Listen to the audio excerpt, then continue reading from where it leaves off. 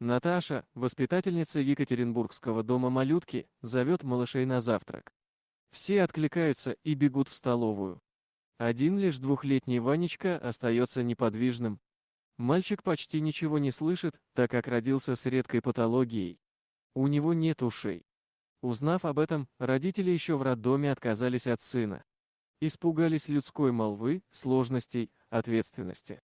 Теперь Ваня в детском доме. Мама и папа ни разу не навестили сына. Дом малютки огорожен высоким забором.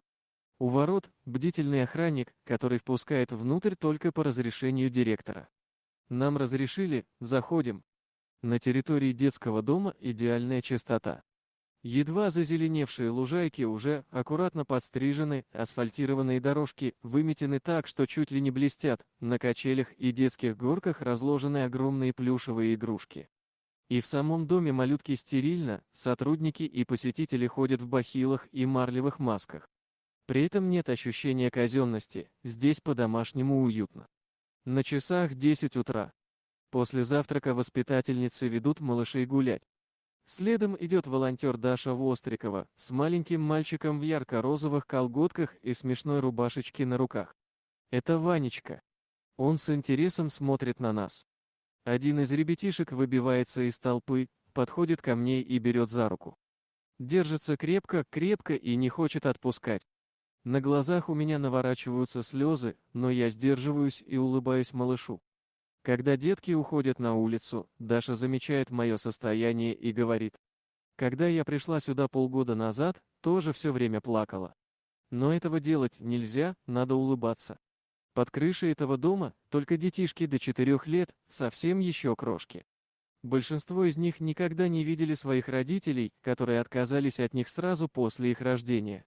Из роддома этих детей привезли сюда. Некоторым из малышей везет, их усыновляют. За детьми сюда часто приезжают иностранцы.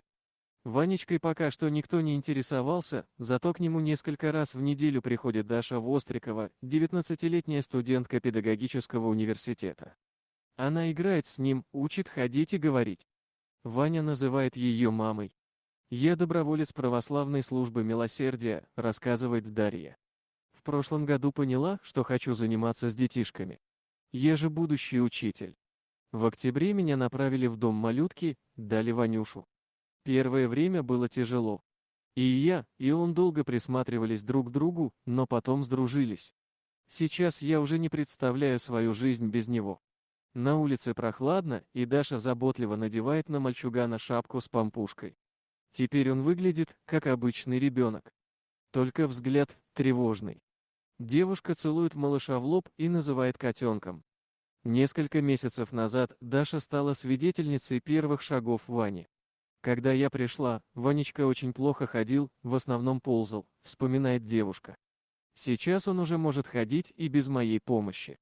Ваня– особенный ребенок, из-за проблем со слухом некоторые вещи ему даются сложнее.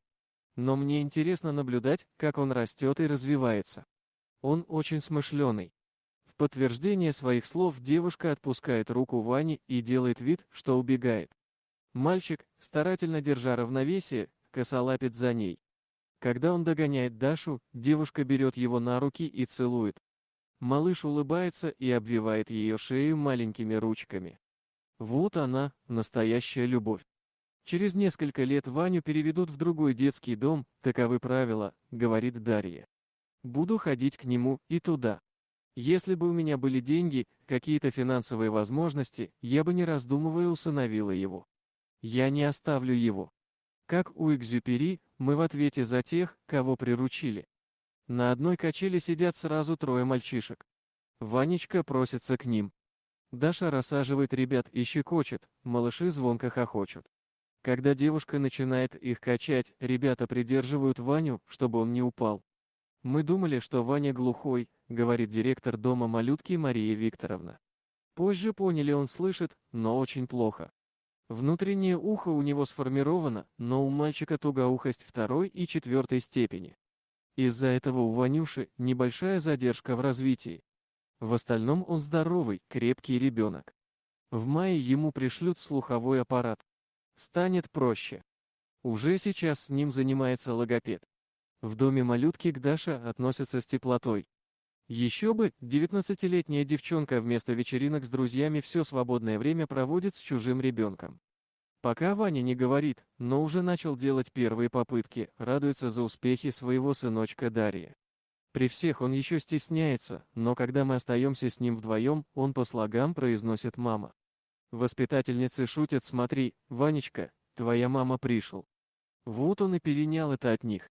Каждый раз, когда я ухожу, он плачет, не хочет меня отпускать. Хотя он совсем не плаксивый. Это очень смелый поступок, считает Мария Викторовна. Не каждый человек на это способен. Я вижу, как сильно Ваня любит Дашу и насколько он дорог ей. Мы его кормим, одеваем, воспитываем, а Дарья помогает ему социализироваться. Они стали настоящими друзьями. Дорогие друзья, если вам понравилось видео, поставьте лайк, а также подписывайтесь на канал, где найдете еще много интересного.